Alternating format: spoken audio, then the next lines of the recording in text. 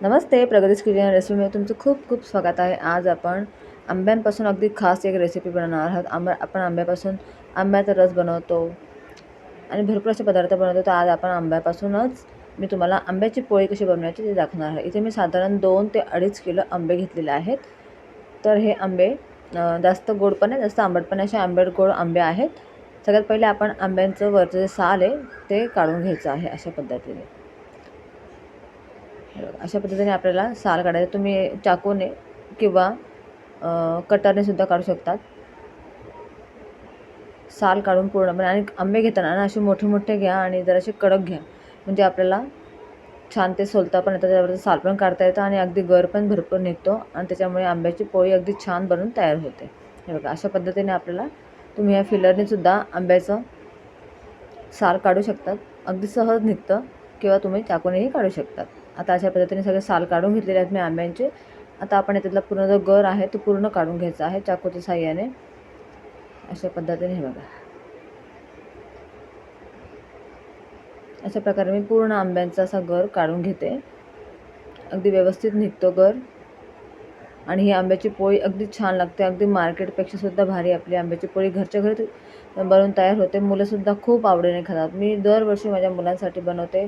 आंब्याचं सीझन आलं की भरपूर अशा आंब्यांची पोळी बनवून ठेवते. बघा, सगळे आंबे मी व्यवस्थित बारीक चॉप करून घेतलेले आहेत. आता आपण मिक्सरच्या साहाय्याने त्याला मस्त त्याची बारीक प्युरी बनवून घेणार आहोत. 2 वेळा करून बनवेल कारण की जास्त आहे.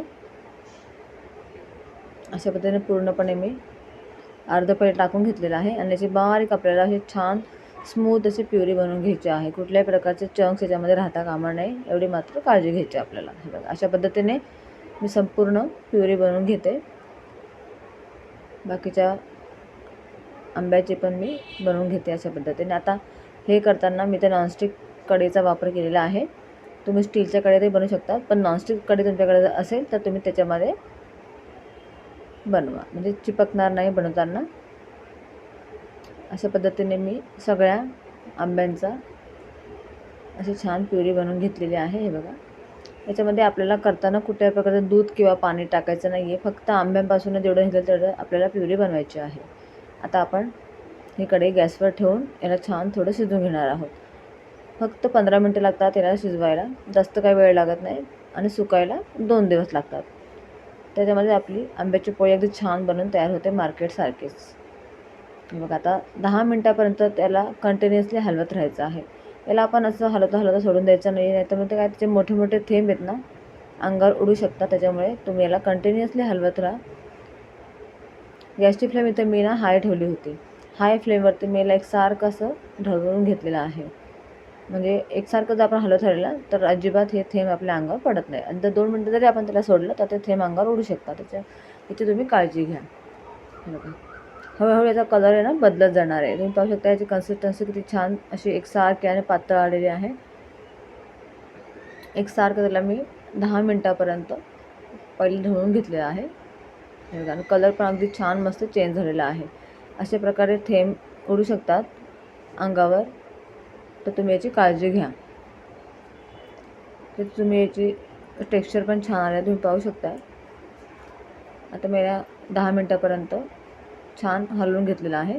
आता आपण याच्यामध्ये मेजरमेंट कपच्या अनुसार 1 कप मी ते साखर घेतलेली आहे. 2 ते 2.5 किलो आंब्याला मी 1 कप साखर घेतली. तुम्ही तुमचे आंबे जर गोड असतील तर तुम्ही साखरेचं प्रमाण कमी करू शकता. कोणाकोणाला आंबट पण आवडते तर तुम्ही साखर नाही टाकली तरी पण चालेल, काही हरकत नाही. आता साखर टाकून पण आपण याला अजून 5 मिनटापर्यंत छान ढवळून घ्यायचं आहे. इथे मी गॅसची फ्लेम हायच ठेवलेली आहे आणि एकसारखं मी हलवून घेतलेलं आहे. तुम्ही पाहू शकता किती मस्त छान याला चकाकी आलेली आहे. अजिबात आपण याच्यामध्ये काहीच टाकलेलं नाही, फक्त साखर आणि आंबा हेच आहे. आता आपण सगळ्यात लास्टच्या स्टेपला याच्यामध्ये एक खास इन्ग्रेडियंट्स टाकणार आहोत, त्याच्यामुळे याची चव फार बदलून जाते आणि हे खूप दिवसापर्यंत टिकून राहतात. हे बघा, अशा पद्धतीने ढवळून घेतलेलं आहे मी आणि तुम्ही अशा पद्धतीने याचा एकतारी पाक करायचा आहे. याच्यामध्ये आता आपण 1 लिंबू टाकणार आहोत. 1 लिंबूचा रस इथे मी काढून घेतला होता पहिलेच, तो टाकून आपण याला व्यवस्थित हलवून घ्यायचं. ही स्टेप आपल्याला सगळ्यात शेवटी करायची, म्हणजे आपल्याला पूर्ण 15 मिनटं झाल्यानंतर साखर बिकर टाकल्यानंतर आपल्याला 1 लिंबूचा रस पिळून घ्यायचा आहे आणि अशा पद्धतीने आपल्याला एक तारी याचा पाक बनवून घ्यायचा आहे. जास्त पण याला पक्का करायचं गरज नाही आहे. अगदी 15 मिनटं लागतात. आणि लिंबूचा रस पिळल्यानंतर लगेचच आपल्याला थोड्या वेळाने 1 मिनिटाने गॅस बंद करून द्यायचा आहे. आता मी ज्या ताटामध्ये तुम्ही यांना पापड्या करणार आहेत आंब्याच्या पोळ्या, त्या ताटाला पहिले आपल्याला तूप लावून घ्यायचं आहे. आता तुम्हाला कितपत जाड किंवा बारीक करायचे आहे त्या तुमच्या हिशोबाने तुम्ही करू शकतात. तर इथे मी 3 ताटामध्ये पसरून घेतलेलं आहे. अशा पद्धतीने तुम्ही पाहू शकता. बघा 2 दिवस मी याला छान सुकवून घेतलं आहे आणि सुकल्यानंतर अगदी मस्त आंब्याची पोळी तयार झालेली आहे. हे बघा पाहू शकता किती मस्त छान. हे बघा मस्तपैकी मी एकदम अगदी छान पातळसुद्धा एका ताटामध्ये लावलेली होती आणि एका ताटामधली माझ्या मुलीने पहिलेच अशी हाताने बघा काढून घेतलेली आहे. तुम्ही पाहू शकता. मुलांना बिलकुल धीर राहत नाही, त्याच्यामुळे अशा प्रकारे ही सुद्धा मी छान काढून घेते. मी 3 ताटामध्ये केल्या होत्या. 2 ताटामध्ये थोडी जाडसर टाकली होती आणि एका ताटात थोडीशी पातळ टाकली होती. तुम्ही तुमच्या आंब्याच्या क्वांटिटीनुसार ताटामध्ये पसरू शकतात. तुम्हाला जाड हवे असेल तर जाड किंवा पातळ हवे असेल तर पातळ पण तुम्ही याच्यामध्ये टाकू शकतात. हे बघा अशा पद्धतीने अगदी छान निघून येते ती बरोबर अखंड, अजिबात उडत नाही, कारण का आपण याला छान शिजवलेला आहे ना, त्याच्यामुळे अगदी व्यवस्थित ही निघून येते.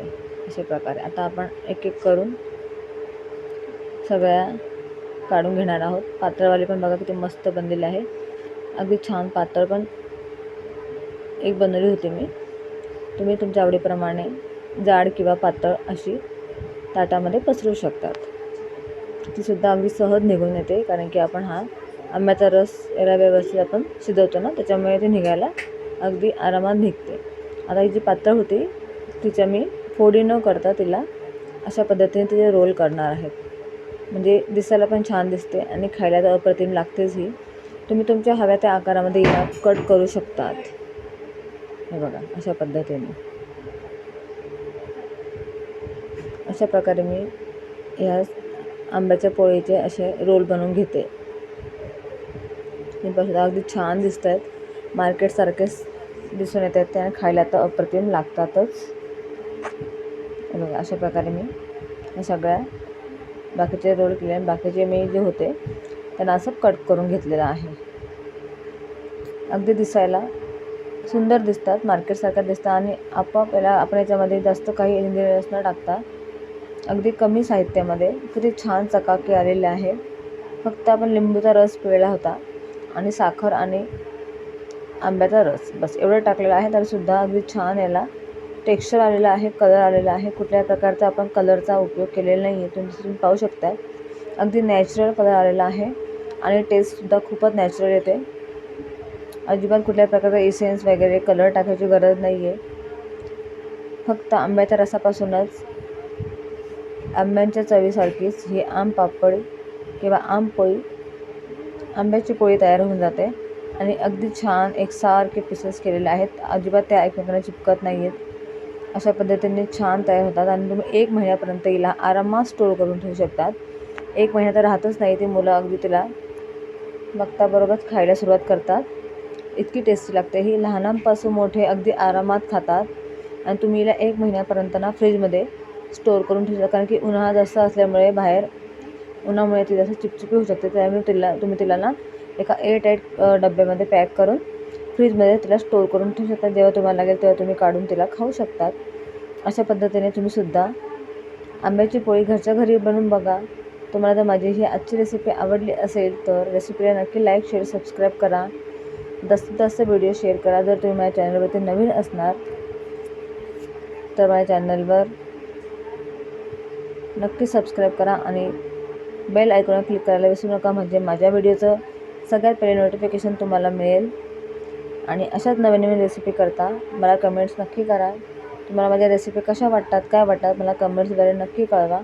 आणि छान छान रेसिपी करता लाईक, शेअर, सबस्क्राईब करायला विसरू नका. बाय.